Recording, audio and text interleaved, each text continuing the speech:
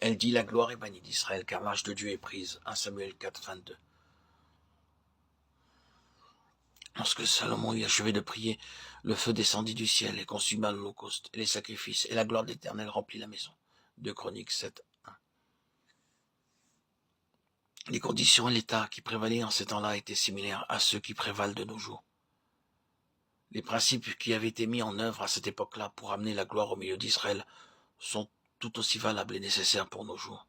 Tout ce que Dieu fait et fera, ou que ce soit dans n'importe quel lieu de nos jours, ne peut l'être que sur la base du respect, de l'accomplissement des principes et des ordonnances établies par lui-même. Dieu a utilisé 4 personnes, Anne, Samuel, David et Salomon en tant que collaborateurs et partenaires de Dieu pour amener sa gloire parmi son peuple. Chacun d'entre nous peut jouir du privilège d'être collaborateur et partenaire de Dieu dans cette œuvre qui consiste à ramener sa gloire parmi son peuple. Nous voyons comment de nos jours, l'état spirituel du peuple de Dieu, qui est caractérisé par la faiblesse, la pauvreté, l'infantilisme et la banqueroute spirituelle, ne peut être changé que si chacun de nous prenons notre part dans cette œuvre et cette tâche pour ramener sa gloire. Dieu s'est servi d'Anne, de Samuel, de David et de Salomon pour ramener sa gloire dans son peuple. Ces 4 personnes représentent 4 grands principes spirituels qui devaient être mis en œuvre et accomplis en vue de ramener la gloire. Par l'exemple d'Anne, nous avons vu comment il nous faut apprendre en tant que collaborateurs et partenaires de Dieu à prier selon son plan, dans la connaissance de son propre besoin. Nous pouvons constater qu'en tout temps, partout où Dieu a agi et travaillé, il l'a toujours fait en répandant d'abord un esprit de grâce, de supplication, de prière sur ceux qui étaient concernés. Lorsque Dieu commence à travailler parmi nous, il ne le fait qu'après avoir préalablement répandu un esprit de prière et de supplication sur nous.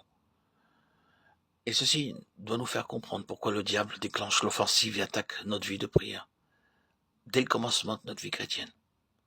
C'est la raison pour laquelle nous constatons qu'un peu partout dans le monde, les réunions de prière parmi le peuple de Dieu sont en général assez pauvres.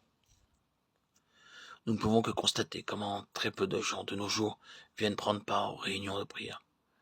Ce n'est pas qu'ils manquent de temps pour le faire, mais c'est parce qu'ils n'ont pas de fardeau dans leur cœur pour prier. Ils ne savent pas comment prier. Ils peuvent répéter des phrases, mais ne savent pas réellement comment prier en tant que collaborateurs et partenaires de Dieu, avec un besoin, un fardeau sur leur cœur, en connaissant la pensée, la volonté et le dessein de Dieu. Par le moyen d'Anne, Dieu introduisit Samuel afin de faire de lui sa bouche, son porte-parole, pour proclamer le message de Dieu parmi son peuple. Ce n'est que lorsque nous avons un fardeau de prière en nous et parmi nous que nous sommes alors en mesure d'entendre distinctement la voix de Dieu. C'est parce que les enfants de Dieu n'ont pas de fardeau de prière qu'ils ne peuvent entendre la voix de Dieu, car ils sont par là même devenus sourds spirituellement. C'est pourquoi Dieu a besoin de susciter des serviteurs qui puissent être sa bouche, ses porte-paroles pour proclamer son message, sa volonté et son dessein. Nous pouvons constater qu'il y a partout dans le monde nécessité que Dieu suscite des instruments qui soient la bouche de Dieu. Ce n'est pas la connaissance de la parole de Dieu qui est le plus important au commencement, mais c'est le fait d'entendre la voix de Dieu nous parler. Ensuite, ceux qui lisent leur Bible à genoux devant Dieu sont alors en mesure d'entendre Dieu leur parler, jour après jour.